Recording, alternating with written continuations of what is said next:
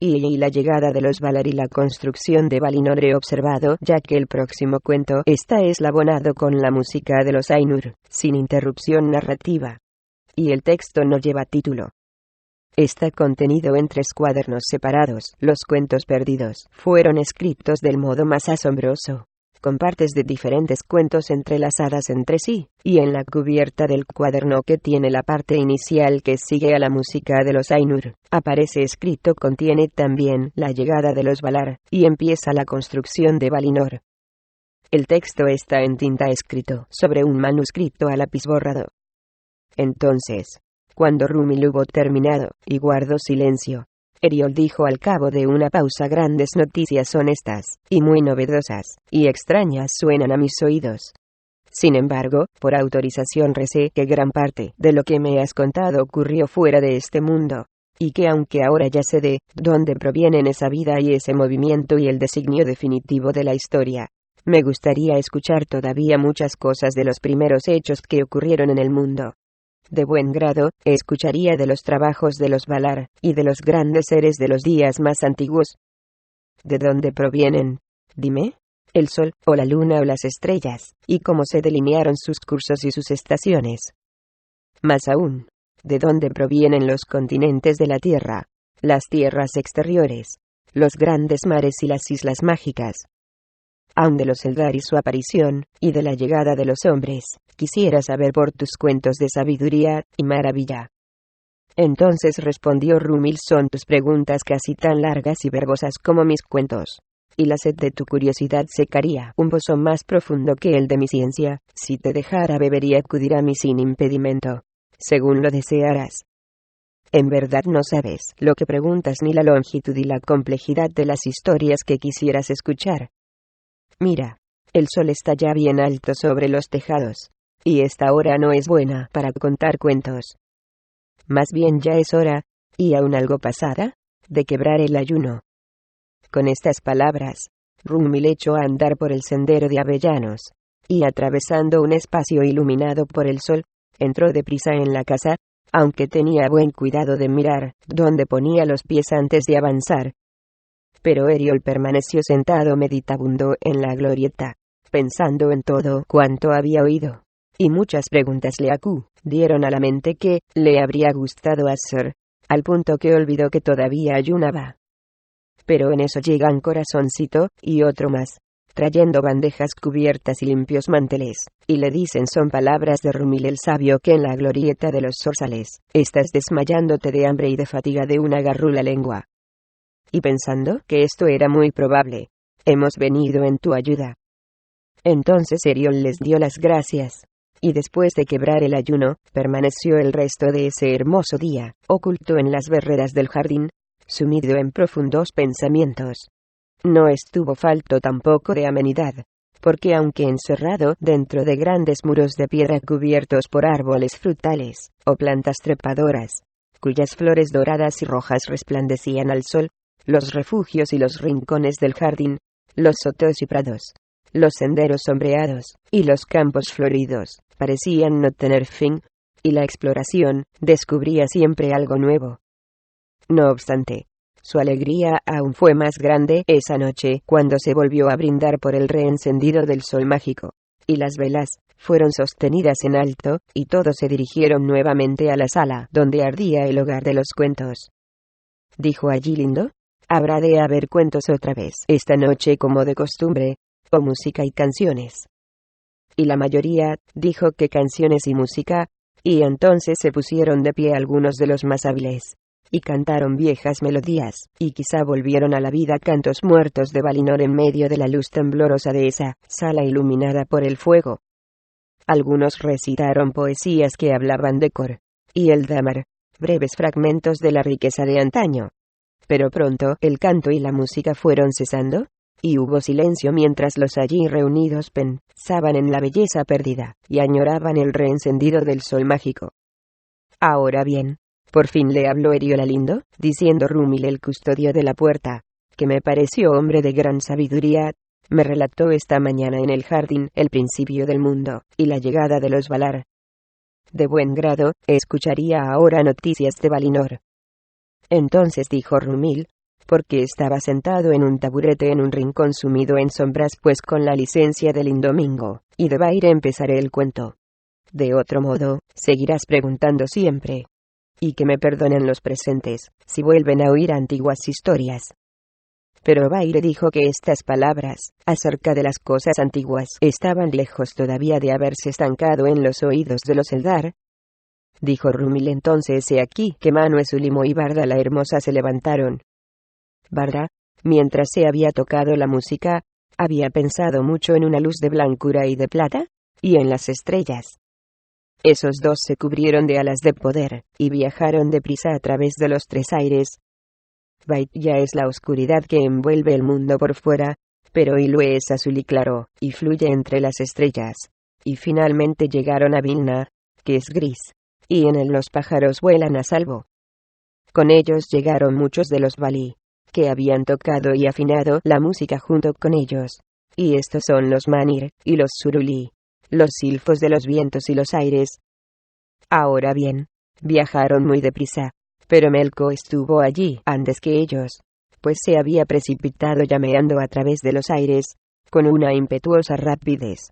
Y hubo un tumulto en el mar donde se había zambullido, y las montañas sobre él escupieron fuego, y la tierra abrió la boca, y se estremeció. Pero Manue al verlo montó en cólera. Después llegaron Ulmo y Aule, y con Ulmo no había nadie, salvo Salmar, que fue luego conocido como Noldorin, pues, aunque había bondad en el corazón de ese poderoso, los pensamientos más profundos los tenía en la soledad, y era silencioso, desapegado y altivo, aun frente a los Ainur. Pero con Aule estaba la gran señora Palurien, que se deleitaba en la riqueza y los frutos de la tierra. Por esa razón, fue llamada Yavanna entre los Eldar. Alrededor de ellos, viajó una gran hueste, los espíritus de los árboles y de los bosques, del valle y la floresta, y de las laderas de las montañas, o los que cantan en medio de la hierba por la mañana, y entonan cánticos entre las espigas erguidas al atardecer. Estos son los Nermir, y los Tabari, Nandini y Orosi, duendes y Yos, hadas, espíritus traviesos, Lebrauns, y no sé cuántos nombres más reciben, pues son muy numerosos. Sin embargo, es preciso no confundirlos con los Eldar, pues han nacido antes que el mundo, y son más viejos que lo que éste tiene de más viejo, y no pertenecen a él, y les da mucha risa, pues no habiendo tenido nada que ver con su hechura, es para ellos sobre todo cosas de juego. Pero los Eldar pertenecen al mundo, y lo aman con un amor ardiente, y por esa razón sienten siempre nostalgia, aun en la felicidad extrema. Pues bien, detrás de esos grandes capitanes, vinieron Falmanose de las olas del mar y En, su consorte, y con ellos las tropas de los Oarni y Falmarini, y los Wingildi de las largas trenzas, espíritus de la espuma y el oleaje del océano. Ahora bien, Ose era vasallo, y subordinado de Ulmo, por temor y reverencia, que no por amor. Tras él llegaron Tulkas Poldoria, orgulloso de sus fuerzas, y las hermanas Fanturi, Fantur de los sueños, que es Lorienolo Fantur, y Fantur de la muerte, que es Befantur Mandos, y a esas dos se las llama también Tari, porque son señoras de gran respeto, reinas de los Valar. Una de ellas era la esposa de Mandos, y es conocida por todos como Friniena en razón de su lobreguez, y le complacen la aflicción y las lágrimas. Muchos otros nombres tiene que rara vez se pronuncian, y son todos luctuosos, porque es Nuri la que suspira, y Esquil la que da hálito al invierno, y todos deben inclinarse ante ella como Calmetari, la esposa de la muerte. Pero he aquí que la otra era la esposa de Orome, el cazador que es llamado Aldaron, rey de los bosques, que grita de alegría en la cima de las montañas, y es casi tan lujurioso como Tulkas, el de la perpetua juventud.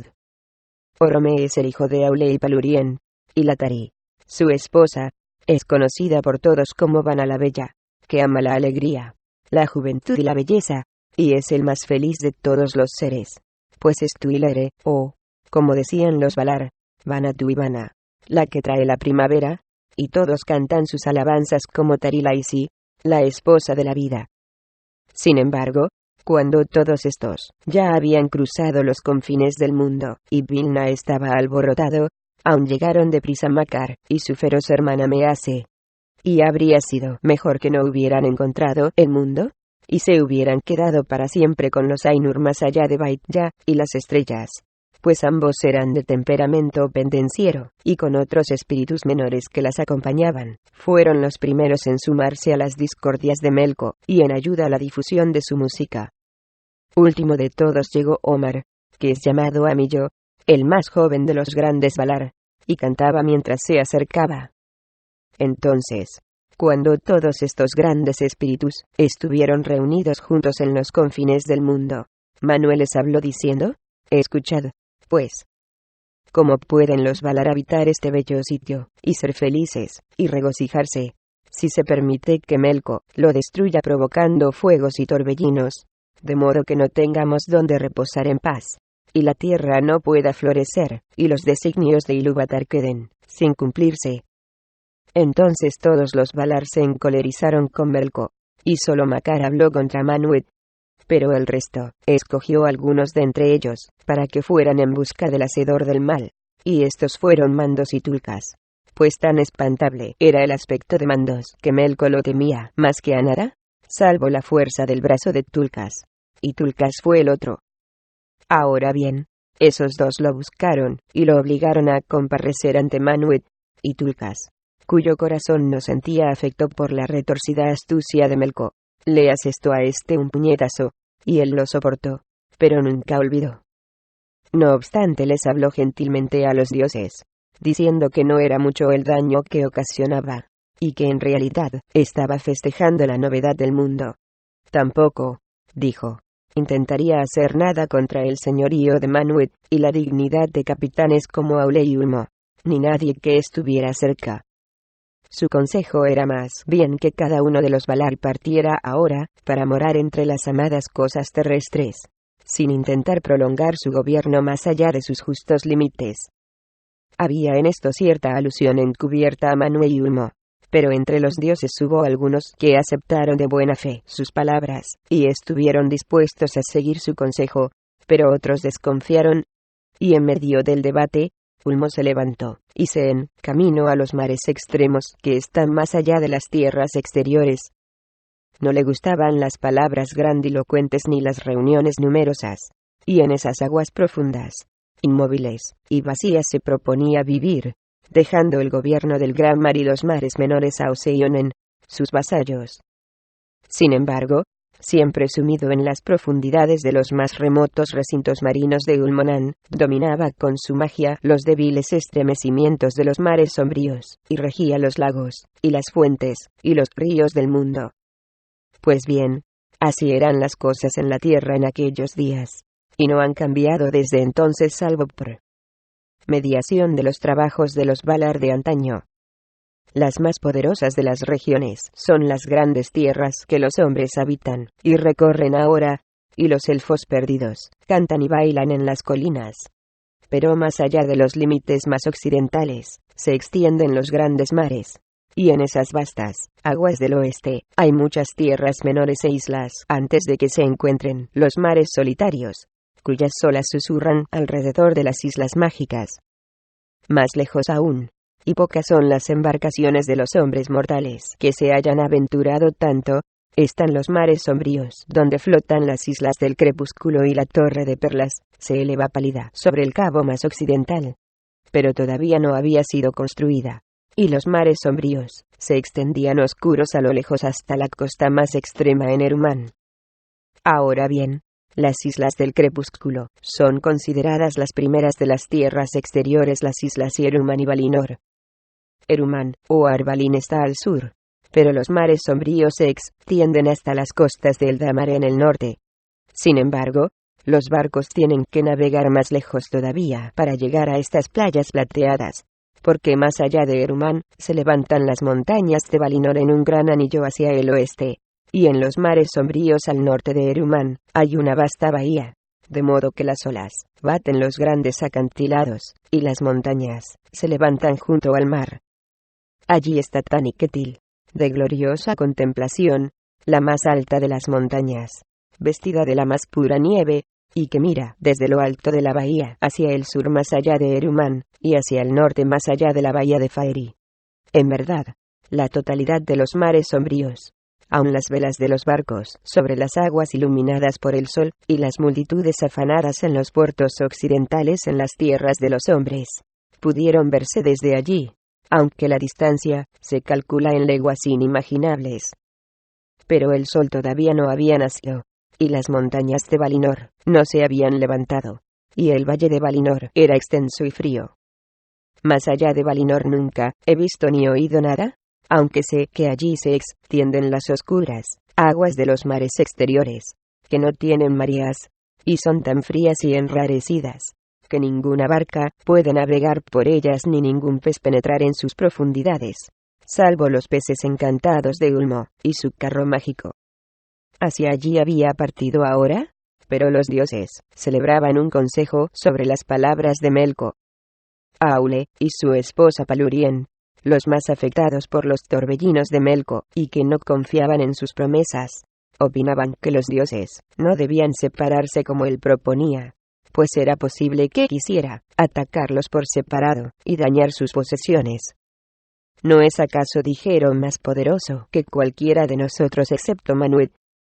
Mejor será que edifiquemos una morada donde podamos habitar alegremente todos juntos, viajando solo cuando sea necesario, para el cuidado y la vigilancia de nuestros bienes y nuestros feudos. En ella podrían vivir aún aquellos que a veces no están de acuerdo y encontrar allí reposo y solas después de los trabajos en el mundo. La mente y los dedos les cosían ya de deseos de hacer cosas, y continuó insistiendo en esta cuestión. Y a la mayoría de los dioses les pareció un buen consejo, y viajaron por el mundo en busca de un sitio para vivir en él. Esos eran los días del crepúsculo Lomendanar, pues había luz, argentina y dorada, pero no estaba reunida, y fluía, y se estremecía en una corriente irregular por los aires, o a veces caía gentilmente en una lluvia esplendorosa, y corría como agua por la tierra. Y en ese tiempo Vada en sus juegos solo había puesto unas pocas estrellas en el cielo. En esta penumbra los dioses iban de norte a sur, y veían poco. A decir verdad, en las más profundas de estas regiones encontraban frío y soledad, y la ejida de Melko ya fortalecida. Pero Melko y sus sirvientes estaban excavando en el norte para construir los tétricos recintos de Utumna, pues no tenía intención de vivir junto con los otros, aunque por el momento fingía paz y amistad. Ahora bien, por causa de la oscuridad, Aule convenció a Melko de que construyera sendas torres en el norte y en el sur, pues se proponía colocar sobre cada una de ellas lámparas poderosas. A estas las hizo el mismo Aule de oro y de plata, y Melko levantó los pilares, y eran estos muy altos, y brillaban como un pálido cristal azul. Y cuando Aule los golpeó con la mano, resonaron como el metal. Se elevaron a través del aire inferior hasta Iluit y las estrellas. Y Melko dijo que eran de una sustancia imperecedera, que él mismo había inventado. Y mentía, porque sabía que eran de hielo. A la del norte le dio el nombre de Ringil, y a la del sur, el Kar, y las lámparas estaban prontas, y fueron puestas sobre ellas cargadas de luz, plateada la del norte, y dorada la del sur. A esta luz la habían recogido Manwë y Varda generosamente del cielo, para que los dioses pudieran explorar mejor las regiones del mundo, y elegir las más bellas como morada. Ahora bien, en esa luz llameante viajaron al este y al oeste, y el este era un baldío de tierras sueltas, y el oeste estaba cubierto de vastos mares de oscuridad, porque en verdad se habían reunido ahora en esas islas del crepúsculo, y allí estaban mirando hacia el oeste, cuando he aquí que las lámparas del norte y del sur temblaron, y se desplomaron, y al desplomarse las aguas, se levantaron en torno a las islas. Pues bien, estas cosas ellos no las entendieron. El resplandor de aquellas luces había derretido el hielo traicionero con que estaban hechos los pilares de Melko, Ringil y el Kar, y grandes flujos de agua se habían vertido en los mares sombríos. Tan grandes fueron los deshielos, que esos mares, que al principio no eran de gran tamaño, sino claros y cálidos, se hicieron negros y vastos, y sobre ellos había vapores y sombras profundas por causa de las grandes aguas frías que se vertían en ellos. Así, esas poderosas lámparas cayeron de las alturas, y el estrépito del derrumbe sacudió las estrellas, y parte de la luz se esparció otra vez por el aire. Pero abundante fue la que fluyó por tierra, provocando incendios y desiertos con su antes del meridiano plio volumen, antes de recogerse en lagos y en estanques. Fue entonces el momento de la primera noche, y fue este muy largo. Pero los Valar estaban muy irritados por la traición de Melkor, y era probable que fueran anegados por los mares sombríos que se levantaban, ahora cubriendo muchas islas. Entonces Ose, porque Ulmo no se encontraba allí, reunió a los Oarni, y juntos arrastraron la isla en que se encontraban los Valar hacia el oeste de las aguas, hasta que llegaron a Eruman, cuyas altas costas contuvieron la furiosa inundación. Y esa fue la primera marea. Dijo entonces Manwë: ahora haremos una vivienda y un baluarte contra el mal. De modo que se dirigieron a Arvalin, y vieron un amplio espacio abierto a lo lejos que llegaba a leguas aún desconocidas, para los mares exteriores. Allí, dijo Aule, habría un espacio adecuado para levantar un gran edificio, y crear un reino de delicias. Por tanto los Valar y sus súbditos recogieron primero las rocas y las piedras más poderosas de Arvalin, y levantaron enormes montañas en la llanura que llaman ahora Valinor, o la tierra de los dioses. En verdad, fue el mismo Aule quien trabajó durante 7 edades a pedido de Manwë erigiendo Taniquetil, y el mundo retumbaba en las tinieblas, y Melkor oyó el ruido de estos trabajos. Por causa de una gran albañilería es Erumani ahora muy ancha, y desnuda, y de un maravilloso nivel, porque cogieron todas las piedras y las rocas que había allí. Pero las montañas de Valinor son escarpadas, y de una altura impenetrable. Viendo por fin que se alzaban como poderosas torres entre Valinor y el mundo, los dioses respiraron. Pero Aule y Tulkas viajaron con muchos de los suyos a tierras extrañas, trayendo al regresar mármoles y buenas piedras, hierro y plata y oro y bronce, y toda clase de materiales. Los apilaron en medio de la llanura, y sin demora Aule empezó a trabajar vigorosamente. Al fin dijo: no está bien trabajar en medio de estas tinieblas, y fue una mala acción la de Melkor que arruinó esas bellas lámparas. Pero Barda, respondiendo, dijo: hay mucha luz todavía en los aires, y la que fluye vertida sobre la tierra, y tuvo deseos de recoger un nuevo acopio, y levantar un fanal en Taniquetil. Pero Manwë no quiso que se recogiera del cielo más radiación, porque la oscuridad era ya la de la noche, pero a su pedido, Ulmo salió de las profundidades, y viajó a los lagos resplandecientes, y a los estanques de brillantes. De allí recogió ríos de luz que guardó en grandes vasijas, y con ellas volvió a Valinor. Allí toda la luz se vertió en 2 grandes calderos que Aule había preparado en ocasión de su regreso en medio de las tinieblas, y tienen ellas el nombre de Culuyin y Silindrin. Ahora bien, en medio del valle cavaron 2 grandes pozos que están a leguas de distancia, aunque muy cerca en la vastedad de esa llanura. En uno puso Ulmo 7 rocas de oro traídas de las más silenciosas profundidades del mar, y luego fue arrojado allí un fragmento de la lámpara que había ardido un tiempo sobre el Car, en el sur. Luego el pozo fue cubierto con tierras fértiles creadas por Palurien, y acudió Vana, la que ama la vida y la luz del sol, y a cuyo canto las flores se alzan y se abren, y el murmullo de las doncellas a su alrededor era como el dichoso ruido de la gente que sale de paseo por primera vez en la mañana luminosa de un país extranjero. Allí cantó sobre el montículo la canción de la primavera, y bailó alrededor, y lo regó con las grandes corrientes de esa luz dorada que Ulmo había traído de los lagos derramados. Sin embargo, al final Culuyin casi rebalsaba. Pero en el otro pozo arrojaron 3 perlas enormes que encontróse en el gran mar, y tras ellas arrojó Barda una pequeña estrella, y lo cubrieron de espumas y nieblas blancas, y luego esparcieron suavemente tierras sobre él.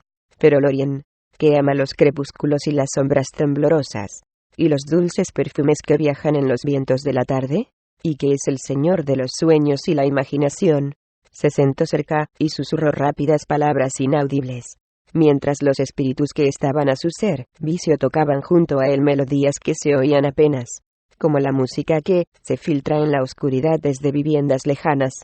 Y los dioses vertieron en ese sitio ríos de radiación blanca, y la luz plateada que Cilindrín contenía casi hasta el borde. Y después de haberla vertido, Cilindrín no estaba todavía llena. Entonces acudió Palurien, también llamada Kemi, señora de la tierra, esposa de Aule, madre del señor de los bosques, y tejió hechizos alrededor de esos dos sitios, profundos encantamientos de vida y crecimiento, de emisión de hojas, de flores y de frutos. Pero no añadió palabra de lengua alguna a la canción. Después de haber cantado meditó allí largo rato, y los Valar se sentaron en círculo alrededor, y la llanura de Valinor estaba a oscuras.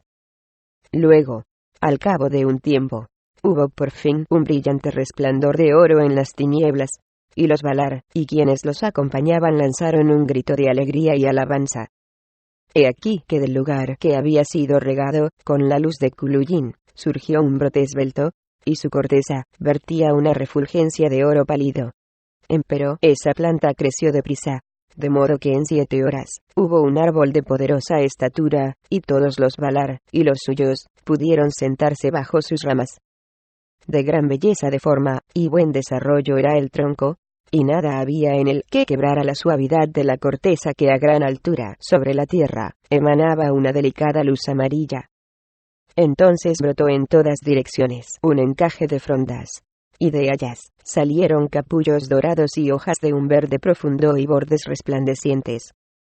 Ya era la luz que emitía ese árbol amplia y hermosa, pero mientras los Valar lo contemplaban, dio capullos con tanta profusión que todas sus ramas quedaron ocultas por largos racimos estremecidos de flores doradas, como millares de lámparas colgantes, y la luz se vertía desde los extremos, y caía a tierra con dulce sonido. Alabaron entonces los dioses a Vana y a Palurien, y se regocijaron en la luz diciéndoles: he aquí que este es un árbol muy bello en verdad, y debe recibir un nombre. Y que mi dijo reciba el nombre de Laurelin por la brillantez de sus flores y la música de su rocío, pero Vana prefería llamarlo Lindeloxe, y ambos nombres perduraron. Habían pasado ya 12 horas desde que brotara Lindeloxe, y a esa hora un brillo plateado penetró el dorado resplandor. Y he aquí que los Valar vieron que un brote se alzaba en el sitio donde se habían vertido los estanques de Cilindrín. Tenía la corteza de un tierno color blanco, que resplandecía como perlas, y creció tan rápido como había crecido Laurelin, y mientras crecía, la gloria de Laurelin menguaba, y sus flores brillaban menos, hasta que ese árbol relumbró apenas, como si durmiese. Pero he aquí que el otro alcanzó una estatura tan grande como la de Laurelin, y el tronco era aún más proporcionado y esbelto, y la corteza parecía de cera, pero las ramas altas eran más gruesas y enmarañadas y densas, y de ellas brotaron masas de hojas lanceoladas, de un color verde azulado.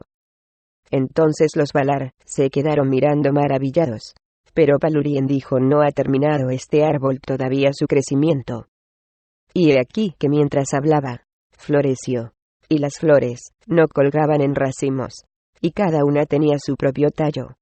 Recordaban las perlas y la plata y las estrellas, y ardían con una luz blanca, y parecía que el corazón del árbol latiera, y la radiación luminosa se estremecía con ritmo creciente y menguante. El tronco destilaba una luz como de plata líquida que se vertía en tierra, y que iluminaba la llanura.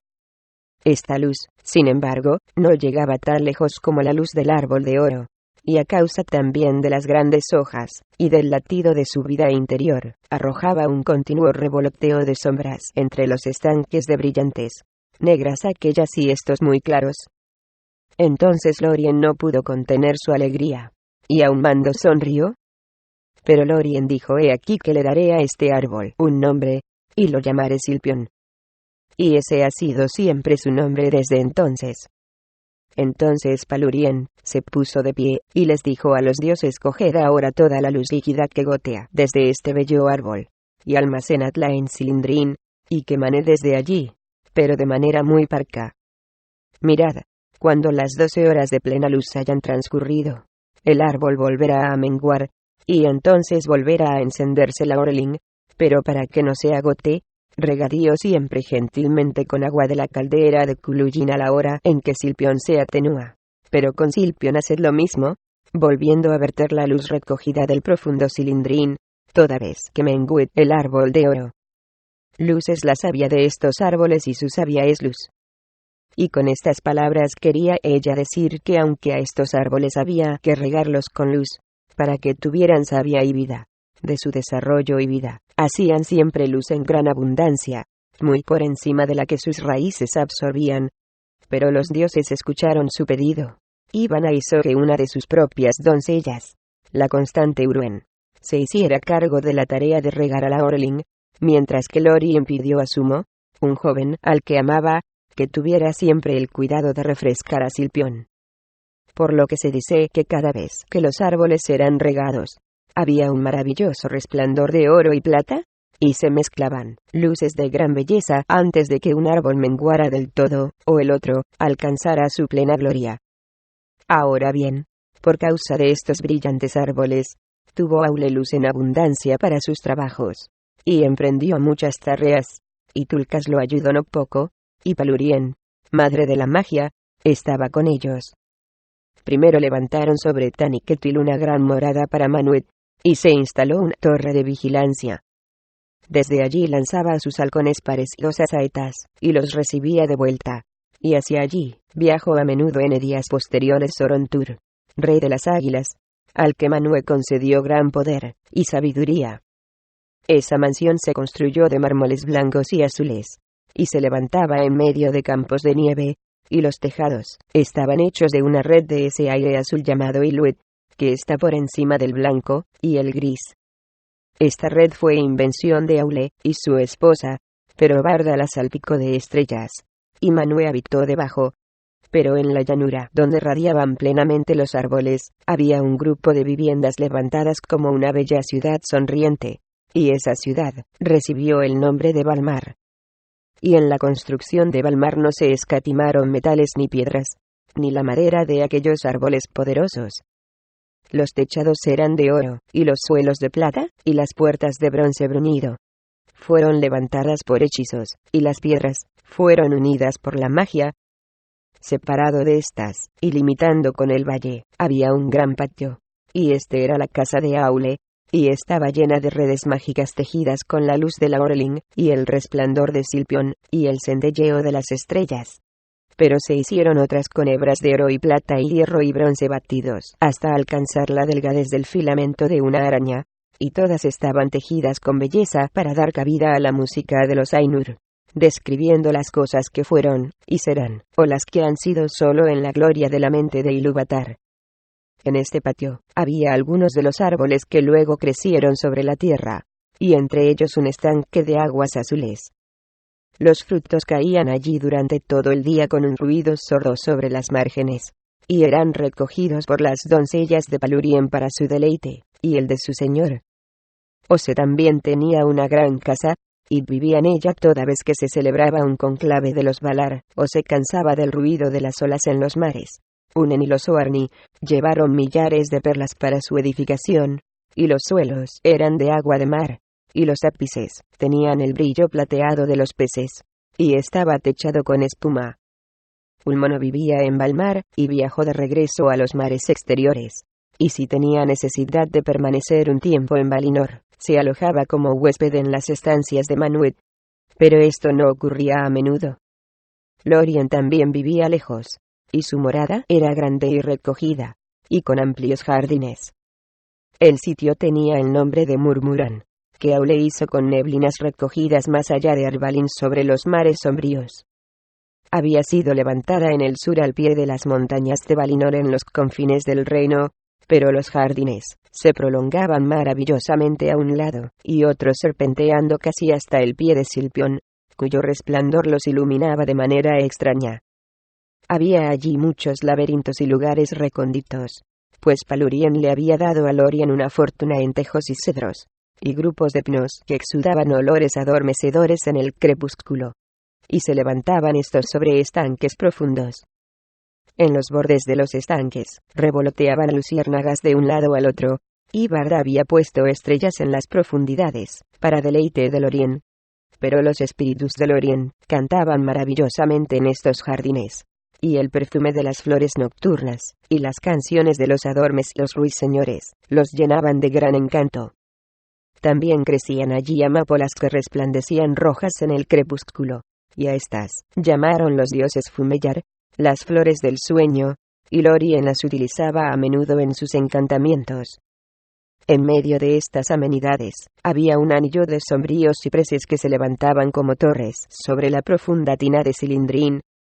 Allí estaba sobre un lecho de perlas, y su superficie ininterrumpida tenía estremecimientos de plata, y sobre ella caía la sombra de los árboles, y las montañas de Valinor podían ver allí sus caras espejadas.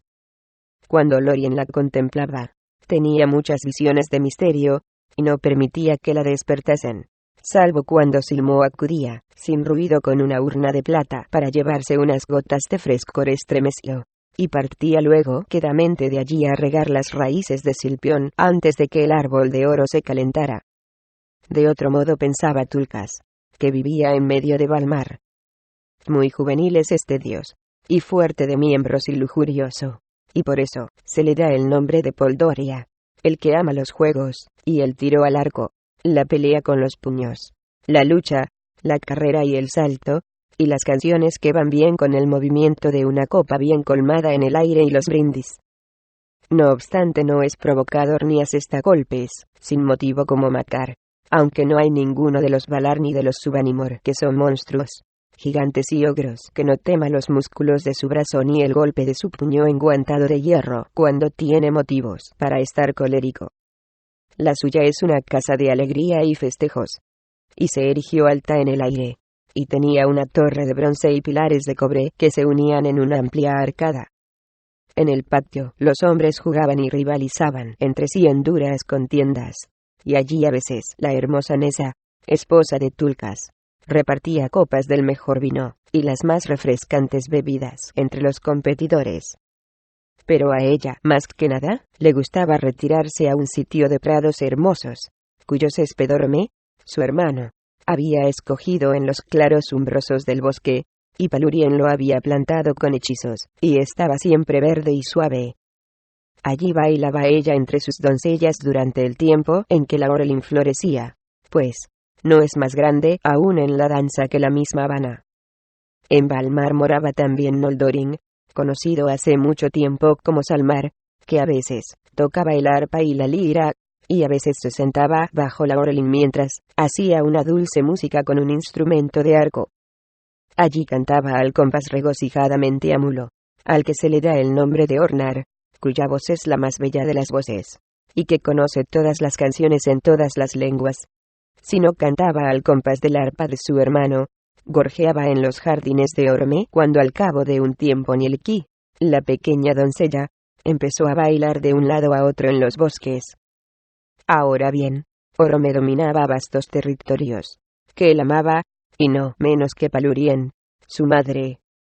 He aquí que los bosques plantados en la planicie de Valinor, y aun al pie de las montañas, no tienen comparación en la tierra. Allí se deleitan las bestias, los ciervos entre los árboles y los rebaños de vacas en las anchas tierras de pastoreo. Había bisontes y caballos que erraban desenjaezados, pero jamás invadían los jardines de los dioses. Gozaban siempre de paz. Sin embargo, pues no había entre ellos animales de presa, ni tampoco iba Orome de caza a Valinor. Aunque ama estos reinos, pasa mucho tiempo en el mundo de fuera, más a menudo aún que Ose, y tan a menudo como Palurien, y se convierte entonces en el más grande de todos los cazadores. Pero en Valmar los recintos son amplios y bajos, y pieles y cueros de gran riqueza y precio están esparcidos allí por los suelos, y colgados en los muros, y también lanzas, arcos y cuchillos hay en ellos.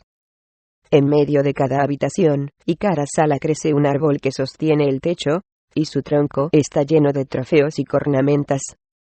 Allí se reúne la gente de Orome, vestida de verde y castaño, y hay un ruido de alegría arrogante, y el señor de los bosques produce una viva algarabía. Pero Vana, su esposa, cada vez que puede hacerlo, sale de allí a hurtadillas. Lejos de los recintos sonoros de la casa, se extienden los jardines, vigorosamente apartados de tierras más salvajes por cercos de espinos blancos de gran tamaño, que florecen como nieves eternas. La más íntima soledad está amurallada de rosas, y este es el sitio más amado de la bella señora de la primavera. En medio de este sitio de aire perfumado, puso Aule hace ya mucho tiempo ese caldero, el dorado Kulugin, siempre lleno de la radiación de la Orling, como de agua brillante, y de él hizo una fuente, de modo que la salud y la felicidad de la luz pura llenara todo el jardín. Los pájaros cantaban allí todo el año con la garganta plena de la primavera, y las flores crecían en un alboroto de capullos y de vida gloriosa. Sin embargo, el esplendor de la tina de oro nunca se derramaba, salvo cuando las doncellas de Vana conducidas por Uruen, abandonaban el jardín a la hora en que Silpion menguaba, y regaban las raíces del árbol de fuego. Pero junto a la fuente, y durante el día, había siempre una luz de color ámbar, mientras las abejas se afanaban entre las rosas. Y por allí iba Vana con pie ligero, y las alondras cantaban por encima de su cabeza de oro. Tan bellas eran estas moradas, y tan grande el brillo de los árboles de Valinor, que Befanturi, la esposa triste, no podían soportar estar allí mucho tiempo, y se marchaban lejos al norte de esas regiones, donde bajo las raíces de las montañas más frías y norteñas de Valinor, que se alzan aquí otra vez cerca de Arvalin, pidieron a Aule que les excavara un recinto. Así lo hizo entonces, para que todos los dioses tuvieran una morada agradable, y ellos, y todos los miembros de su corte sombría lo ayudaron. Muy vastas eran esas cavernas, se extendían aún por debajo de los mares sombríos, y están llenas de lobregues y de ecos resonantes, y toda esta profunda morada es conocida de los dioses y de los elfos como mandos.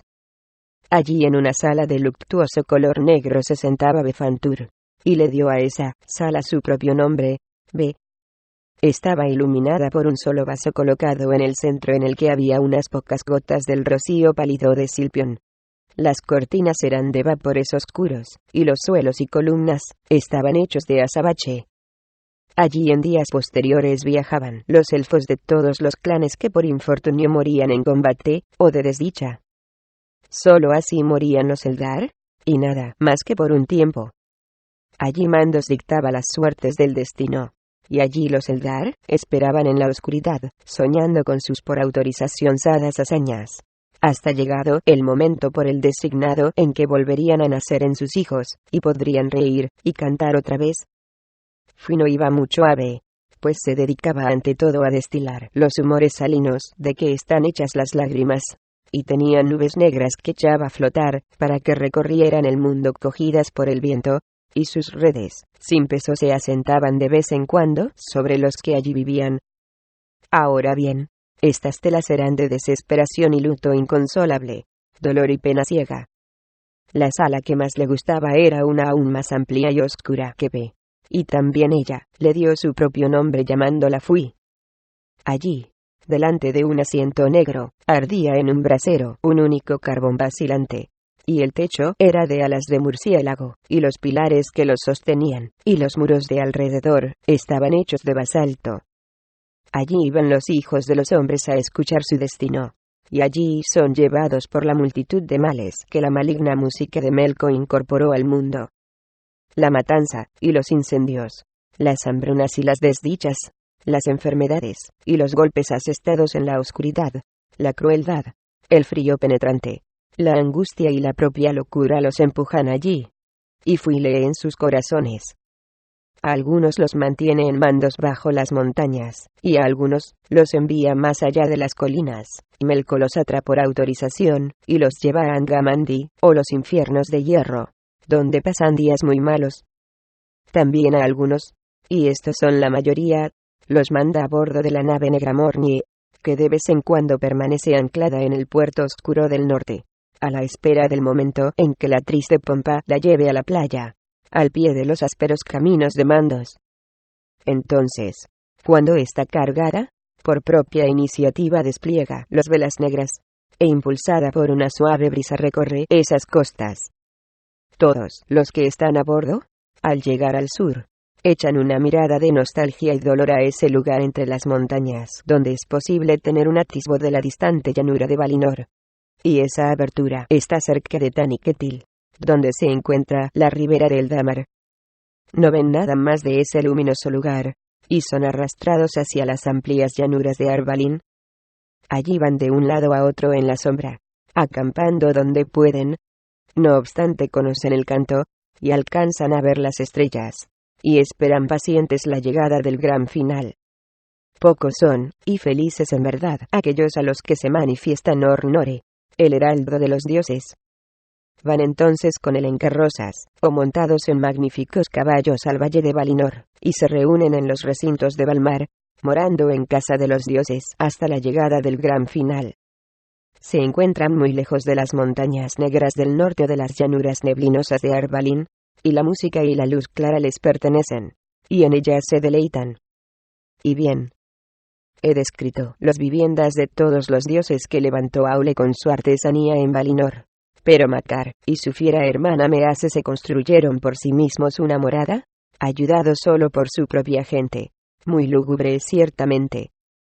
Se levantaba en los confines de las tierras exteriores, y no estaba muy lejos de Mandos. Estaba hecha de hierro, y carecía de adornos. Allí luchaban los vasallos de Makar vestidos de armaduras, y se oía gran clamor y gritos y bramidos de trompetas. Pero Mease iba entre los guerreros instándolos a que se asestaran más golpes todavía, o reviviendo a los desmayados, para que pudieran batallar aún. Y tenía los brazos enrojecidos hasta los codos. Ninguno de los dioses iba nunca allí, salvo Tulkas. Y si visitaban a Mandos, lo hacían dando un rodeo por senderos circundantes, para evitar pasar cerca de ese recinto tumultuoso. Pero Tulkas luchaba a veces allí con Makar, o distribuía pesados golpes entre los luchadores.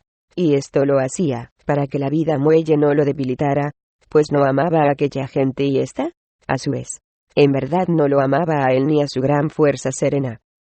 Ahora bien, continuamente se libraban batallas en la corte de Makar, salvo cuando los hombres se reunían en los salones para celebrar festines, o en las ocasiones en que Makar y Mease estaban lejos en las montañas negras, cazando juntos lobos y osos.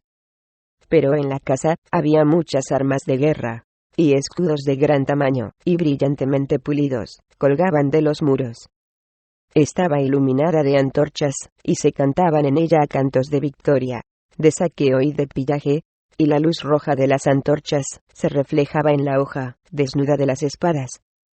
Allí se sentaban a menudo Makar y su hermana para escuchar los cantos, y Makar tenía una pica enorme sobre las rodillas, y Mease sostenía una lanza.